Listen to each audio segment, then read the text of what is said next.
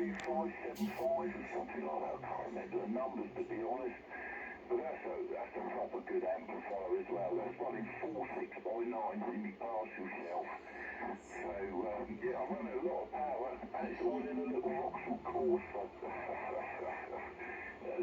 Admittedly, it's not a normal Corsa, it's a VXR. I've had it remapped, I've got bloody decat exhaust and all that. Yeah, we're all still kids at the end of the day.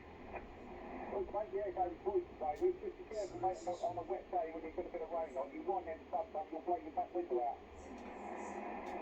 It's not quite that loud, but yeah, it does, you know, like you say, when you got some rain on the roof, and it hits a certain note, it tunes to 33 hertz. The magic number, if you get what I mean, nudge, nudge, wink, wink. And when I hit a decent note, it changes to the rain on the roof. It just goes to mist. And I can slip a pound coin on the roof. You know, you'll put a pound coin on the roof and then get a bit of the bass and it just like starts bouncing and it flips over and yeah, it's pretty loud. Well, look, mate, yeah, got nice down at the 33 hertz there, mate. Yeah, bit of power movement, as you do. I'm just looking at a JL Audio. They do a new compact sub and it's really, really shallow. But it's got the free intrusion of it, so it's a nice drive, quite a long way. So I've just made a new box to that to in the van, because I've got a real bulkhead in the transit. I'm just stopping that out and then I'll try one of those at a later stage, just a little bit lower in the tone. Yeah, no, I do love it. A couple of alters on the old radio, but a lot of time I listen to radio now, put my knees over the things come here.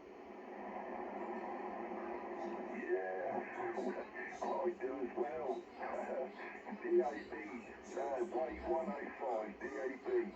They put out actually a decent old signal. It's totally different from the old FM and what have you. It's so much more defined. You get proper decent bass on it as well. Yeah, JL Audio, top notch, mate. Absolutely top notch. I've got a couple of old JL12s in my room. Just don't use them. I'm not actually sure which ones they are because there's no model number or anything on them. They're that old school. They're not like the W3s or whatever. But yeah, I bought them with a package with the 4-way amplifier that I'm using with the 6x9, should I say.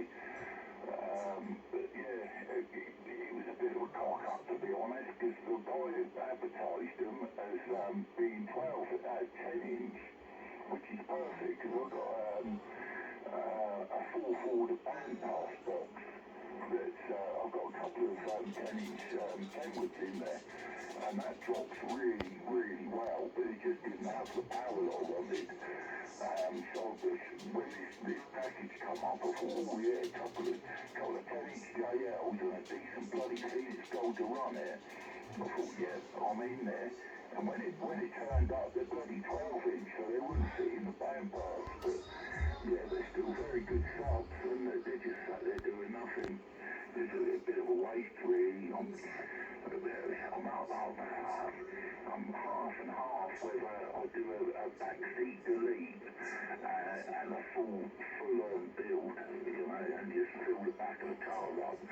But then, like you say, that's when you start having problems, and if you don't break glass, you start losing boot hinges, and the vibration just rips your car apart. That's the problem.